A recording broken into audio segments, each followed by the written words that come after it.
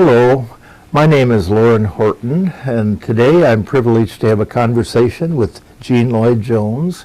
Many of you know Jean from her political career, but we're not going to talk about that today. We're going to talk about something much more materialistic, I guess. We're going to talk about Frank Lloyd Wright. I suspect that if we polled 100 people off the street and asked them to name a famous architect, probably about half of them would come up with Frank Lloyd Wright. Is that a fair assessment of his fame, shall we say? I imagine you're right, yes. And then I was thinking about this, and I thought if we further polled those, we'll say 50, who came up with Frank Lloyd Wright as a famous architect to tell us what there was about Frank Lloyd Wright's buildings that made him famous, probably less than 50% of those would come up with something. What would you actually say were some of the important characteristics of Frank Lloyd Wright's architecture? The first word that comes to my mind is prairie style. Yep. Craftsman, prairie style, not showy. Not He showy. did not like big, ostentatious buildings, although he did build some. He did build Later some, on. yes. But he thought that architecture should grow from the earth, Yep. like an organic thing.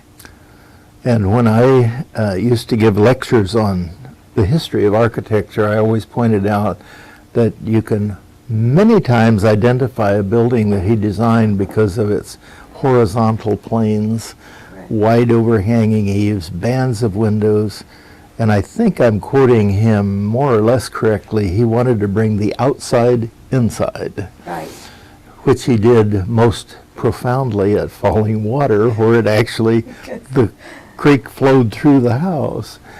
Frank Lloyd Wright, then we'll agree, was a famous architect, and there are certain characteristics of buildings that he designed, the Prairie School, as it's known, partly influenced by Louis Sullivan, I think. And is it okay with you if I refer to him as Frank? It'll be a lot easier than Frank Lloyd Wright all the time. Fine with me, yes. Let's call him Frank. Okay, Frank did work in Louis Sullivan's studio, of course, in his earlier career. Well, we'll get back to the subject of architecture, but let's go on to something else. Your name is Jean Lloyd Jones, and Frank's name is Frank Lloyd Wright. But there is a genealogical relationship between Frank Lloyd Wright and your husband, Jix Lloyd Jones. Would you explain that to us? I will try to do that as simply as I can. Frank's mother, Anna, was the daughter of Welsh immigrants named Richard and Mally Lloyd Jones. So they were Lloyd Joneses. Yes, Okay. because Richard's mother had been named Lloyd, and she married a Jones boy. And the Lloyds were more important because they had brought Unitarianism to Wales from England. Oh, And so the name Lloyd my. Jones, she always used, Mhm. so people would know which of the Joneses she was, because there were lots of them. There would have been lots of Joneses in Wales. Was her Lloyd Jones a hyphenated? No. No, it was two names. Two names. Mhm. So that was Margaret Lloyd Jones. Her son Richard married a woman named Mary, but they called her Mally. Hmm. They immigrated to the United States from Wales in about 1846 with 7 children. I don't envy him that voyage in a sailing ship. Cannot imagine doing that. Landed in New York. The winter had already set in, so they couldn't take the Erie Canal. So they laid over for the winter and then came in the spring to Wisconsin. where they settled and had 4 more children. Ah, did they know when they left Wales they were heading to Wisconsin? They did. Okay. Because Richard's younger brother James had already come Aha. and scouted it out. So it's a And said it. family migration then. And you know, the valley in which they settled in Wisconsin is remarkably like their area in Wales. I'm not at all surprised that they tried to pick, my own ancestors coming from England picked an area just like they came from. Yes. Okay, that's Frank's mother, but where does Well, Jix's All right. family Frank's come mother in? was Anna, Mhm. and she was one of the children born in Wales. Mhm. My husband's grandfather is Enos, and he was the youngest of the children. Mm. And he was born in Ixonia, Wisconsin. I've not heard of that word. Is that near Spring Green, It's which is what we associate Really with Frank? near Spring Green, yes. Okay. And they moved to Spring Green later, or the Spring Green area, the valley, Mhm. the Wyoming Valley, which is just Oh. to the west of Spring Green. Now that's an interesting name for something in And Wisconsin. I don't know why it's called the Wyoming Valley. There is a Wyoming Valley in Pennsylvania. I wonder if it has anything to do with the first settlers from there. Well, We can we're look that digressing. up. We're digressing. Was I'm stopping to figure out how many 10 total children? 10 total children. And were they all survivors to adulthood and married and had children? No. In fact, when they had 7 children that came from Wales, Mhm. and 4 more when they came here. But Mhm. the baby actually died somewhere in New York before, Oh, on their okay. way here, on their way back. Before they got to Wisconsin. Correct. Mhm. So Mary bore 11 children, 11. but 10 of them lived to adulthood. They did not all marry. Hmm. 2 of the girls, known to the family as Aunt Jenny and Aunt Nell, Hmm. did not marry. They Hmm. became teachers. Ah, They went to teacher training school in Platteville and somewhere else. And then they came back to the valley and started a school for their nieces and nephews and the other children in the valley. where there wasn't already a public school, I'm No, no. sure. Yes, No. okay. And that school was called Hillside Home School. Mhm. And people began to hear about it and send their children there. From commuting distance or boarding? Chicago, Ah, and one of the pupils who came was from Charles City, Iowa, the daughter of a banker in Charles City, hmm. and she turned out to be my mother-in-law. Ah, she married the youngest She of married the youngest son children. of the youngest son. Hmm. Which accounts for the fact that Richard Lloyd Jones, your husband, did not live in Spring Green. He lived in In Mason City. City, Iowa. Correct. Yes. Was there, I hope I'm not jumping around too much here, but was it because that branch of the family went to Mason City that Frank Lloyd Wright designed his beautiful hotel in Mason City? It's kind of the other way around.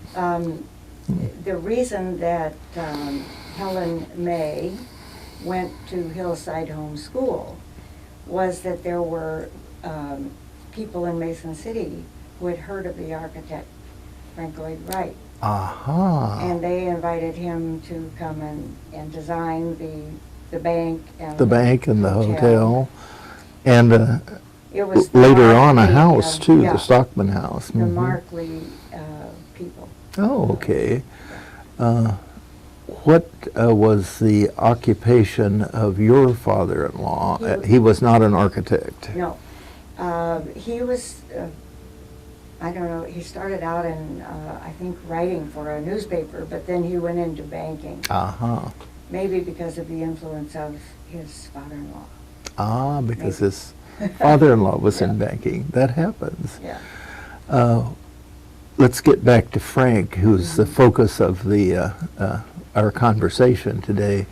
Was it, or is it your opinion that Frank was always interested in architecture, or did that come later, or did that come just because he needed a job? I think it's because his mother, Anna, Mhm. gave him a set of blocks called the Froebel blocks when he was born. Ah. And he worked with those. They were German kind of Mhm. toy. Mhm. And she, the mother, Anna Lloyd Jones, who married William Carey Wright, was determined that he was going to be an architect. Oh, and And he was her first child. okay, She then had two girls, okay. Jane and Margaret Ellen, whom we always called Maggie Nell. Maggie Nell. Mhm. And obviously the two daughters were not going to be architects because that wasn't acceptable for girls at that time, right? So we would get then the idea that his mother was a powerful influence upon him in occupation and perhaps other ways And as well? In lots of ways. Okay. Yes. He did not resist this, what we call it, motive on her part. He was willing to be an architect. Yes, Mhm. I think so. I haven't read much about that aspect of it, of his youth and Mhm. whether he really enjoyed, but it seemed to be, whether it was she instilled it in him from Mhm. early on or Mhm. whether he just acquired it. As to the particular kind of architecture that he practiced, Mhm. a lot of that, I think, came from the valley itself. Oh, Because- let's explore that more fully Well, then. That's Anna- very interesting. Yeah, Anna's marriage did not last. She Ah, may have been a difficult person to live with, or we don't know Well. exactly why, but all right. after 3 children, she decided that she had had enough of married life, and Mr. Wright went off to do, he was a musician and a Oh, preacher. And so he oh. found other, ways to. He found other alternative activities, shall we Correct. say. Correct. Uh, So anyway, so yeah, so mhm, yeah. Anna sent Frank, knowing that he needed father figures and so forth, Mhm. sent him back to the valley to work for his uncles in the summer, Back to the valley from where? because they were living in another city at that time. Oh, okay. They didn't stay in the valley when they were married. They moved around. I because see. Okay. Her So, husband had various jobs at various places. so his exposure to the valley was, he was born there. No, Oh, he wasn't born there, so it came after she sent him back. Was it to Right. Hillside School? he went to the Hillside School, Mm-hmm. and he worked for his uncles, and Mhm. he recorded in his little journal Mhm. that they worked him so hard. He pitched hay, he did everything that a, young So these teenager- were farmer uncles? Oh, yeah. Okay, They okay. And he said, I learned to put tired on tired.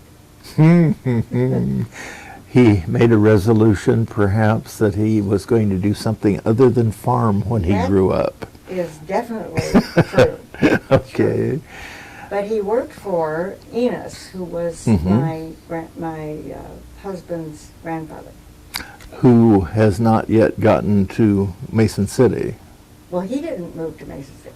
Oh, he It was didn't. his son. Oh, it was his son Ralph who who moved to moved. Mason City. Okay. Oh, we have generations. I mean, we are now on the 7th generation in our family, Okay. in the Enos line.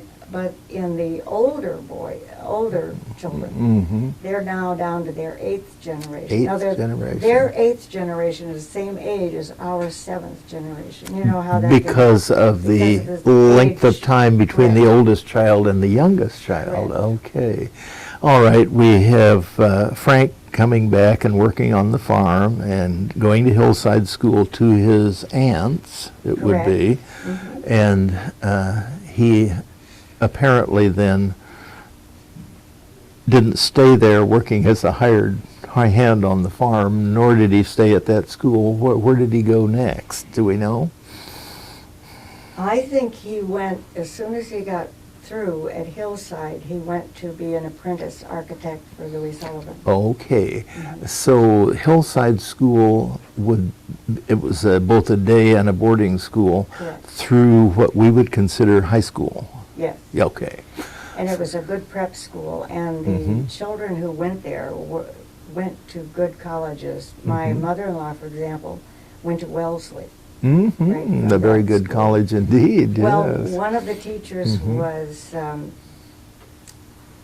going to block on her name. She wrote a book about it called The Goodley Fellowship. Um, Was that school, because you've referred to the bringing of Unitarianism to Wales, affiliated with Unitarianism or Universalism? Well, the whole family was Unitarian, and they Okay. were very devout. Okay. They all settled there in the valley. Mm-hmm. The men all had farms. Mm-hmm. The women married men who had farms, except for Anna, who Except married for the school teachers. and the school teachers. Mm-hmm. And one of the men did not farm, and that was Jenkins, who was a Unitarian minister. And if you ask Unitarians today, they will say, "Oh yes, we've heard of Jenkins Lloyd Jones," because he was a very prominent Unitarian minister. You know, this is a bit of a digression, but there was a man named Jenkins Lloyd Jones who was a columnist for a newspaper, and that That's would be Jenkins' grandson okay, his in grandson. Tulsa, Oklahoma. Yes, in Yes. Tulsa, Oklahoma. So there's a repetitiveness of the names Lloyd and Jones. There is a repetitiveness. Is there a repetitiveness in first names Yes. as well? Oh, yes. Hmm. Well, we named our two older children Richard and Mary after Which, the immigrants. after the immigrant, that would be their great-grandparents. Correct. Yes, okay. Huh. Okay, Frank, I'm curious about what would have moved Frank to go to Chicago, which is where Louis Sullivan's studio Well, was. Jenkins was a minister in Chicago. Yeah, okay, so there And was the- family there too. Okay. Correct. And one of the things that happened at that period was that the family wanted to build a Unitarian chapel in the valley where they were living. Okay. Mm-hmm. Mally had died, and Richard was still living. So they hired Louis Sullivan to, Silsby, who was another architect in Chicago, I Yep. think in that same Mm, office. Yeah, I think in the same firm. Mhm. And that's where Frank was an apprentice. Okay. And so there's one line in somebody's journal that says, "The young boy architect brought the plans," meaning that Physically. he brought the plans for the chapel. Hmm. And there's been some discussion, and I don't think it's been definitively, resolved, as to whether Frank was the one who actually designed the roof or the ceiling inside A part of the building. as a part of the building. This Unitarian chapel was built in the valley. Oh, yes. And it's is it still standing. there? Ah. And our children get married there. Our Aha. grandchildren got married there recently. We'll get back to that because that's a very interesting part of the story, but let's go back to Frank. He was in Louis Sullivan's studio as an apprentice, and he was learning a craft. And although Frank Lloyd Wright is the one usually associated with the Prairie School, its roots are deep in Louis Sullivan in many ways. Exactly. So Frank learned some of that from him, and then his own genius produced many more things. Well, I didn't finish telling you why I thought the valley was so influential. Please continue. I think that's where he got his idea about nature, Mm-hmm. and that a house or a building should reflect somehow something of nature. Mm-hmm. Mm-hmm. And it later became quite abstract in a lot of his work. Mm-hmm. Mm-hmm. But he always started out with some idea of nature. His buildings, or particularly his domestic architecture, his houses, if you will, many of them hug the ground Exactly. and they blend into Yeah. the landscape. And you know, he said, never Mm-hmm. build a house on top of a hill. Mm-hmm. Mm-hmm. Build it on the brow of a hill, Ah. slightly down from the very top. So that you can still So see that it- the natural horizon. And Mhm. very, very interesting. And he liked to think that his roof, you know, very, as you said, very, That's a horizontal plane yes, usually. it's not a Mhm. flat roof, but Mhm. it's a very Mhm. slight slope. Yes, well, as in, As in nature itself. As in mountain, yes. Yes, they have He a liked slight to slope. reflect echo the hills behind the Mhm. house. When we're, and when you basically are referring to the valley, it is, there has to be a stream to be a valley, and it is a valley of what stream? It's not Wisconsin River, I don't think, is The it? Wisconsin River is the closest It is the basic piece one. of water, yeah, and it separates, you have to go across the river to get to Spring Green itself. Okay, I've been there and I have forgotten that detail. But in Wisconsin, I don't know about the Welsh areas, but in the Scandinavian areas, when there is a major waterway and then valleys coming off, they're called coulees. Was that ever called a coulee? No, okay. The valley. The valley, The valley. right. When did Frank leave Louis Sullivan's employ and why? He left because he started moonlighting, and Louis Sullivan didn't approve of that. Aha. And so he struck out on his own, So he went out. living in Oak Park, and he began to design, first of all, his own house, Mhm. and then houses for other people. Mhm. Which obviously were pleasing to other people because he did not, in the beginning anyway, lack for commissions. He seemed to have a lot of Mhm. work to do, yeah. Louis Sullivan then and Frank Lloyd Wright parted company peaceably but not necessarily amicably, and were they ever close again after that? Do we know? I think people know, but I don't happen to know. Okay, I don't know either, and I've studied Louis Sullivan, but very little mention of Frank after he left the part there. All right, we have him now on his own in Oak Park, which of course is where there's a Frank Lloyd Wright Center now. I and don't know studio. exactly what you call it, but Yeah, it used to be called the Home and Studio. I don't know home if and it still studio. is. Yeah. So it was his home, and he designed his, he made, let me be very simple, he made his drawings in a studio in his home. Yes, he added a wing, a kind of a, as I recall, it's kind of octagonal looking. Mhm. And it had a balcony up here where the children used to come and look down and watch. Oh, and watch father work? Okay. There are many, many homes in Oak Park that are of Frank Lloyd Wright's design, and I think, isn't there a Unitarian chapel there too? There is Unity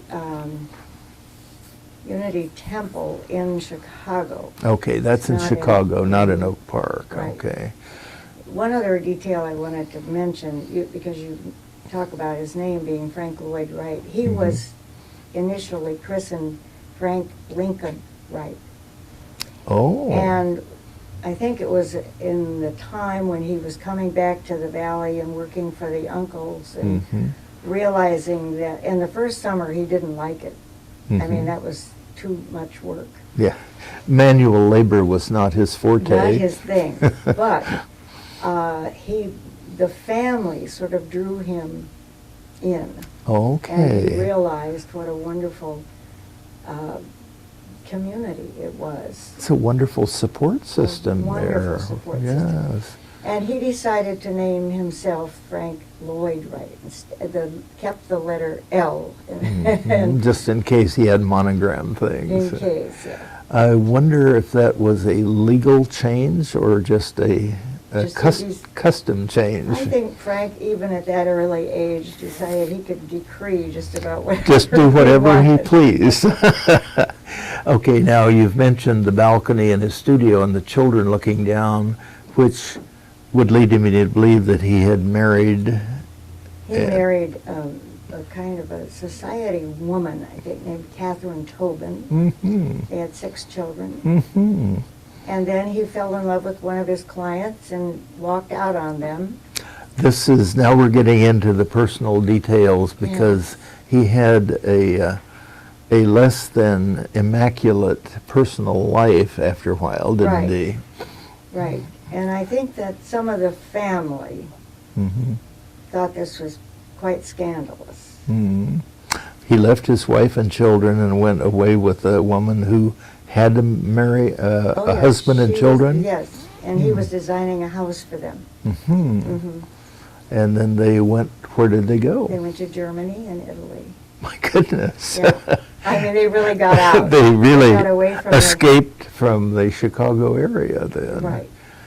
Uh, And I think really she's the woman who is the focus of loving Frank.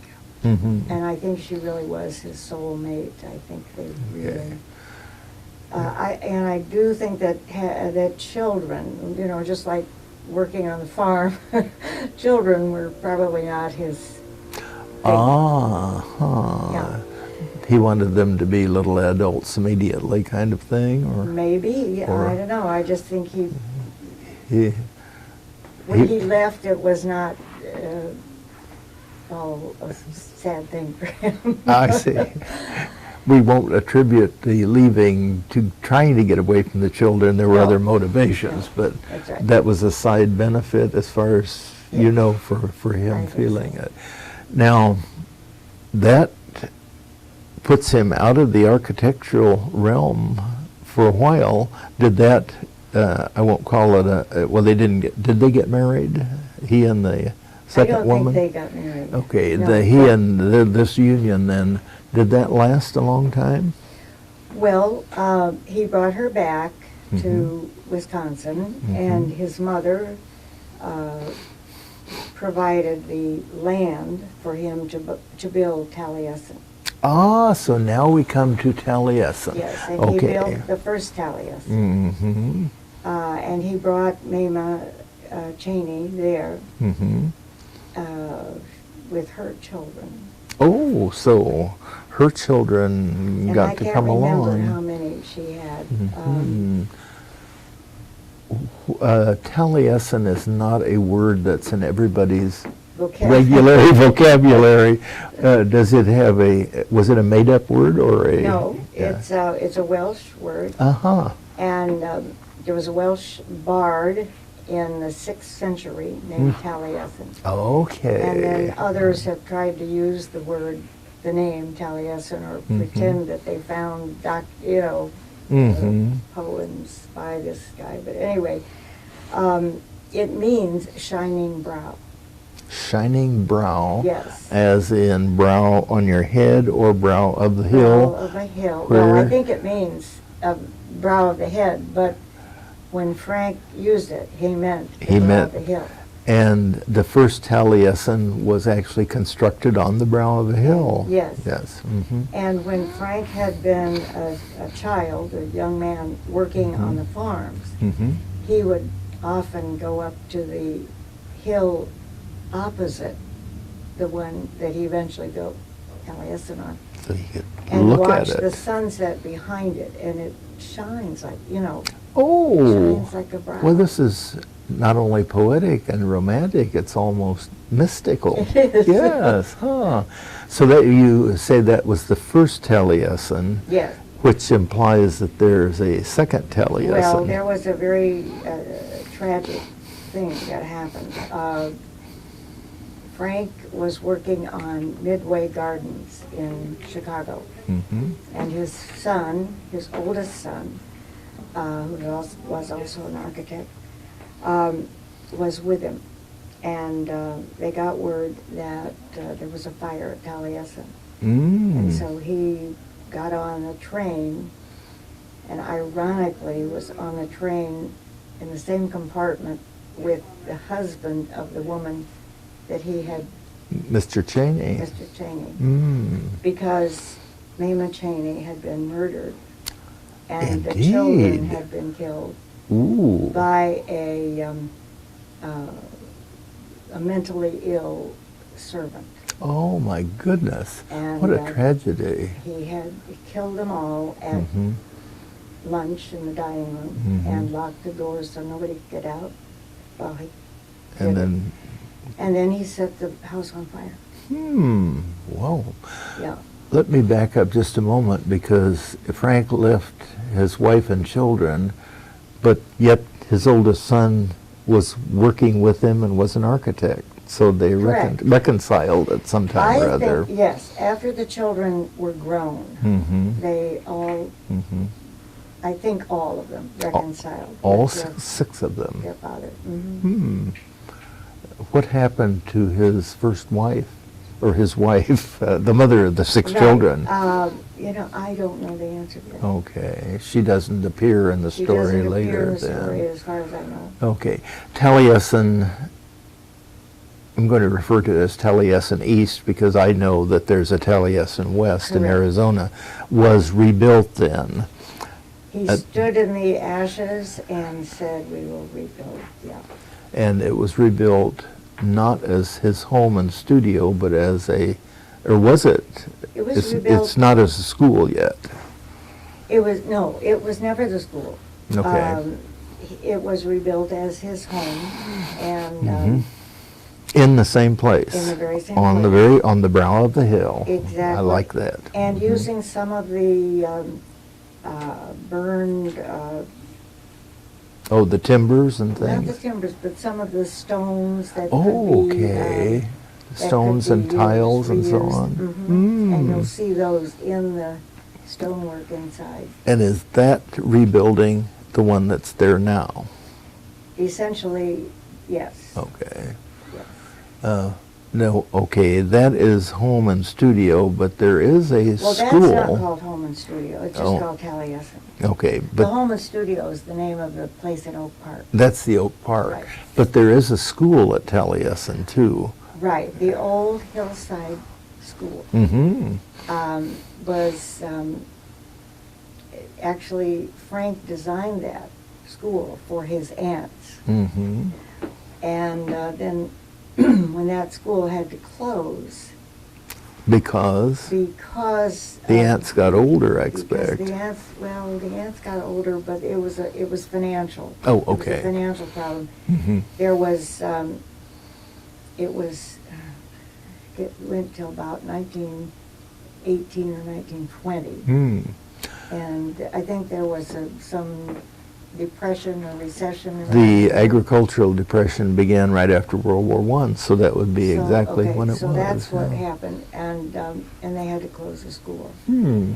And so he could reopen it as a. He used that then as the basis. I remember my mother-in-law used to say, one of the rooms now is an auditorium with, Mhm. the tiered seats The- and Mm-hmm. the stage over there and Mhm. kind of a, Teaching yeah, right. amphitheater. And she Mhm. said, this is where we used to have gym class. Oh! Before all the Oh. seats were put in and the stage, it was just Oh. it was So a he- gymnasium, He reconstructed. yeah. Did he do the exterior or just the interior Oh, he did, I think, Everything. a lot of, to make it his, to make it, even though it was his in the first place? it was his in Yeah. the first place. Ah. He just did whatever adaptations Mhm. he needed. And then he built a new drafting room as a wing off of that. And Mhm. it's a very interesting room. Hmm. Is it still operating as Yeah. a school? Well, it is, yes. Yes. Did he take the people in it as students or as apprentices, or is there a difference there? I don't know the answer to that. I don't know exactly. let's see, nothing happened right away, Mhm. if you go chronologically through his Sure. life. Mhm. He did not take students at first. Okay. Okay. He was still in the business of building Taliesin Mm-hmm. and mourning the death of his love. Yes, right. And another woman came into his life and was a terrible mistake. Oh. Because she seemed not terribly stable. Hmm. And they weren't together long, but Mhm. took up some of, you know, Well, time and energy. time and energy. Mhm. And during that period, they went to Japan. Where he built the Imperial Hotel. Right. Yes. And you know, you can see the influences of both Japan and go back to Italy, and you can see that a lot of his Mhm. walking through Taliesin, you feel like you're in an Italian villa. Yeah. Yes. And just a lot of the aesthetics are Mhm. Japanese. Yes, they are. Yes, And they he- are. and- Pronouncedly. Mhm. Right, so you can see how he blended Mhm. different, So he, in fact, cultures. got inspiration and ideas both from wherever he was He did. then. From the Yeah. Valley, Spring Right. Green, and also from Italy and from Japan. right. I think, at least by the end of his life, there's yet another woman. There is. Okay, let's There is. And hear about her. That's Olga Vanna, Mhm. who was from Sounds Russian. Montenegro. Oh, Montenegro. Yes. That's Yeah. not a household word. And she was a powerful influence in his life. Okay. Did she come on as a female acquaintance or as a architecture student? No, or- no. No. He no. fell in love with her at an opera. He saw her at a performance Oh, in I and don't know what city. just- you just- know, and courted her And, I don't know if they ever got married. I think probably they did Well, somehow, but it doesn't matter. it doesn't matter by that time, I'm No, sure. but he moved her out to Taliesin, Hmm. and everybody at that point, that was about in the early 30s, Hmm. and everybody thought his career was over. I knew there was a dead space in, pardon the expression, but a dearth of commissions at one Correct. time in his life, yes. He had, you know, he was getting old after all, Well, and not everybody approved of his personal life. or his architecture. Or his architecture, I mean, yes. we look at it now, we look Mhm. at buildings, at his buildings and say, well, what's so new about that? Well, Mhm. right now, it It doesn't look was. new, but at that time, it It was revolutionary, yes, Right. it was. In fact, I have a friend with whom I visited Cedar Rock at Quasqueton, which is one of his houses, Mhm. and my friend is always very disturbed because Frank built houses that fit him Him. physically, and if anybody is taller than Frank, they hit their heads on the lintels of the doors.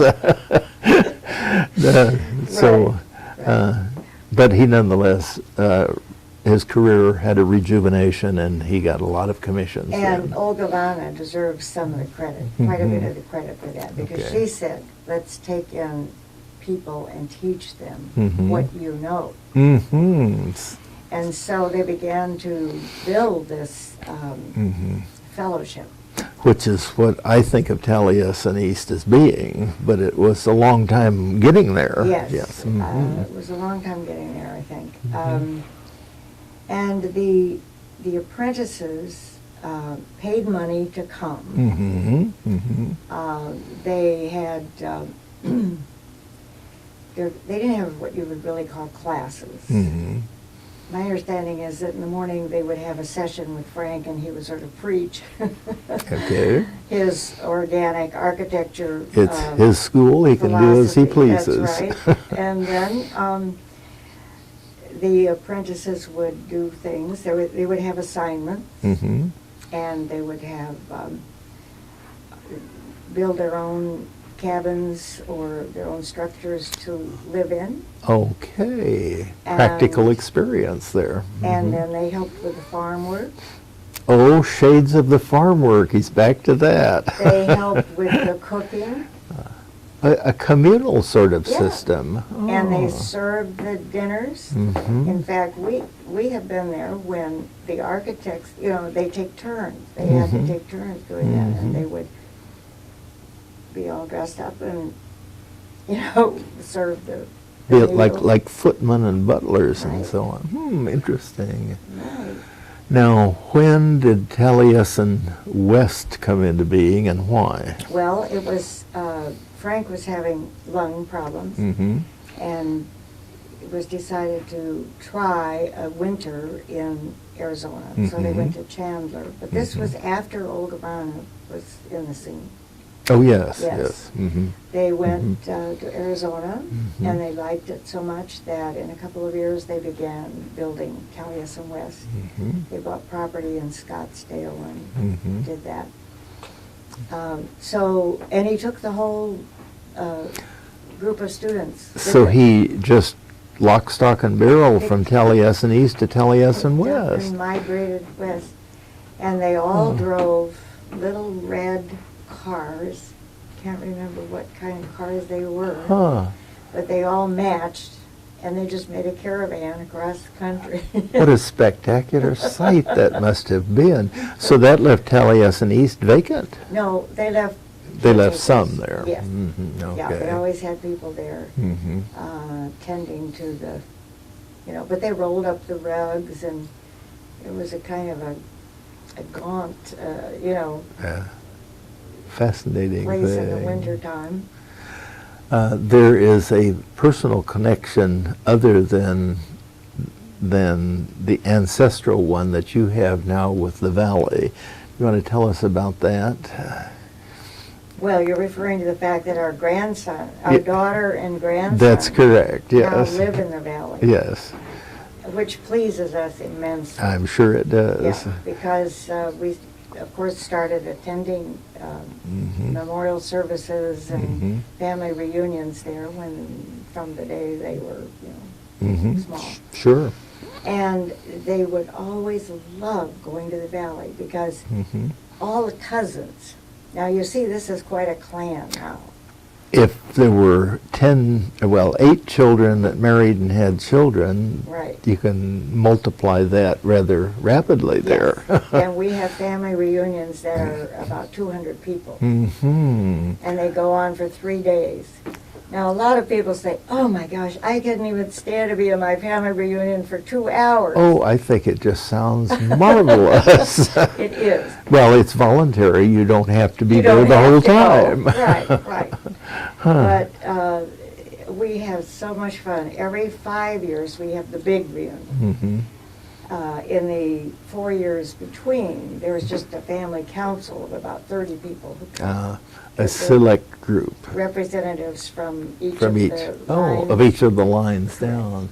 Now, Mary and Jeremy both live in the valley. Do they live on land that is, so to Yeah. speak, ancestral land? Mary has the farm that her great-grandfather had. Enos. Oh, so she's on Enos's farm. And Jeremy is an organic farmer, Mm-hmm. and he and his wife have a catering business as well. Hmm. And so they grow food, and then they use that in their catering. And they're catering. Spring Green is not necessarily large enough to support a catering industry. They go Oh. far afield to do this? No, they have weddings Ah, in the chapel, okay. and then Performance sorts of things Yes. then. Mhm.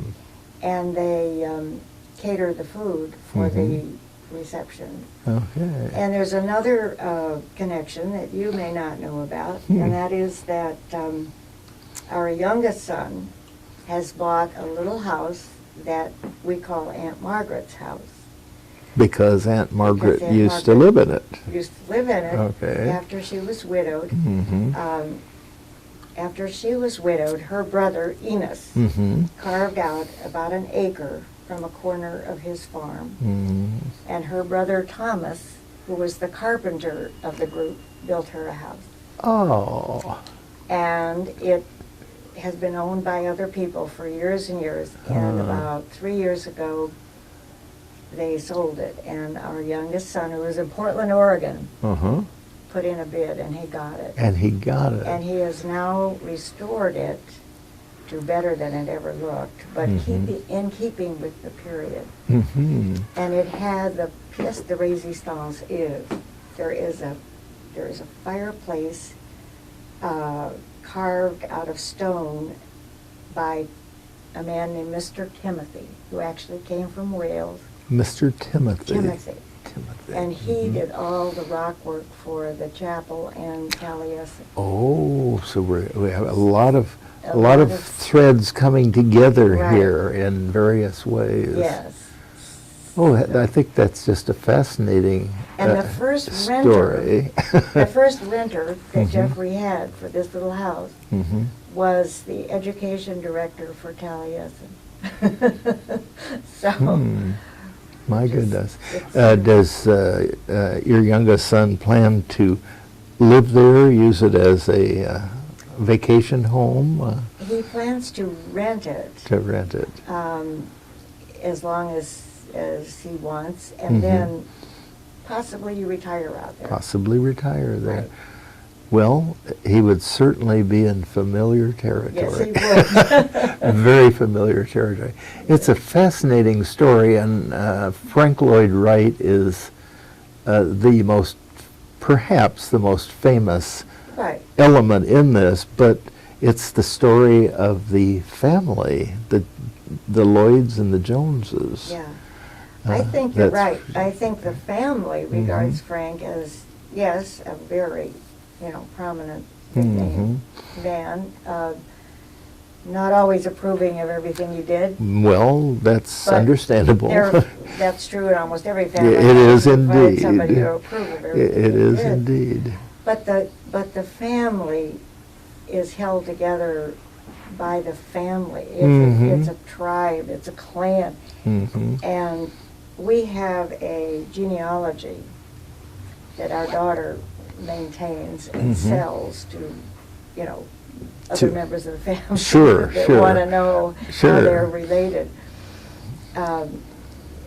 And when we get together, we don't say, oh, hello, second cousin twice removed, Georgia. We say, hello, cousin. That's. Makes it simpler that way. I think many families do that because you get into the second, third, and twice removed and all. Yeah. it just- Nobody knows what you're talking about. Well, a lot of our family do know exactly how they're related. I but- can trace it, but it takes me a couple of minutes, and I don't want to do that while I'm Exactly. talking to you. Exactly. Right. But Yeah. we love, the whole idea of getting together. And Well, the clan That's right. idea, but the place is exceedingly important. Jean, you mentioned that you actually met Frank Lloyd Wright, I think on one occasion. Do you want to tell us about that? Well, it was in 1953. We were married in 1951, and our first child was born in 1952. And I knew nothing about this valley, and I had no clue about this enormous clan that I You had are married not from into. Wisconsin. No. I'm from New Mexico. Which is quite a contrast. So I went innocently with my little 10-month-old and was introduced to cousin after cousin, and it was just the Enos line at that point, because the rest of the family had not, they had drifted away. Yeah, it wasn't until the 80s that one of the Anna line, we called the Frank Lloyd Wright line the Anna line because his mother was Anna, Who was also a strong-willed person. right, got all the rest, began, it was took a long time to find all the members of the family, Oh, but I'm so glad they did. I am too. So what was So, your impression of him? All right, he came down to the service of the chapel, Mm-hmm. wearing his cape and his little hat Mhm. that we He was known for that. we know about. And he invited the family to come up to Taliesin, Mhm. and I thought, oh my goodness. And this is not his line, so. No. Yeah, okay. No, it is not his line. Mhm. But he knew my father-in-law. They Sure. were very good friends because Mhm. my father-in-law's father, Enos, Mhm. had been perhaps the only member of the family that had supported Frank when he was charged. This woman that I told you that came into his life Mhm. between Be- Between Mrs. Cheney and Olga Vana. Vana, Mhm. someone accused Frank of violating the Mann Act because he had taken her Across the state line. Oh. And he had to defend himself in court. Okay. And my husband's grandfather, Mhm. Enos, who had a white beard and a white mane, went to testify for his nephew. Well, And that earned him an eternal, a lot of gratitude. a lot there. of gratitude. He earned a lot of brownie points for that. Yes, indeed. So, anyway, so Frank invited Mhm. Ralph and Helen and all these others Yes. to Taliesin. And we went Mhm. up there, and the children were running all over that place, little kids. And Olga Vana was handing out Dixie cups of ice cream for them to eat as they ran around. I was horrified. Sounds messy. I was horrified at this. And Frank stood there with Ralph, my father-in-law, and he Mhm. looked around and he said, "All of this from Richard and Mary." And of course, he didn't know the half of it. True, all from Richard and Mary. That voyage from Wales way back in 1846. That's a fascinating story. There are many people that I would like, in historical terms, meet, and certainly Frank Lloyd Wright is one of them, and you got to do it. I got to do it. I was earlier thinking that I actually have a photograph of myself taken standing by Frank Lloyd Wright's grave in the Spring Green Cemetery. Uh-huh. But that's an archaic photograph because he's not buried there anymore. Let's No. close by telling about that. Well, but the place you were standing is Mhm. still there and still Yes. looks the same. Mhm. When Olga Vana died, her Mhm. last command was that Frank be Oh, exhumed. exhumed and, Mm. and brought back to Taliesin West, Where she was. where she was. Frank, it's interesting to realize that Frank could have lived anywhere he wanted to Yes. in the world. Yes. And yet he kept coming back to the valley. Oh, I can understand Yeah. the magnetic pull. pull of it. Exactly. Yes, yes. And that's where he wanted to be buried. Hmm. He wanted to be buried looking at the three hills, Mhm. Bryn Bach, Bryn Connell, and Bryn Mawr. Good which Welsh means- words. Small hill, middle hill, and large hill. Ah, okay. And so they buried him so that his feet, so that he could Sure. look towards the hills. Mhm. And it seems a shame that he can't still be there, but Well, I have not seen the new resting place, but he's looking at a different kind of a hill I'm out sure he there, is. right? Well, I think that perhaps we should recap here a little bit. I'm Lauren Horton. I've been conversing with Jean Lloyd Jones about her husband's family and about one of the better-known members of that family, Frank Lloyd Wright, the famous architect. And we've explored many, many different little factors about all of this, all of them fascinating. And I think the most fascinating thing to me is the longevity and repetition of the names. yeah. And Frank was a very strong-willed man, I'm sure. Oh, But Olga Olgavana. Oglavana sounds like she was a very good match for strong So- wills here. At any rate, thank you very much. It's been delightful Thank you. talking with you, as it always is, and I've learned a lot of things, and I like to learn new things every day. Thank you Yeah. very much.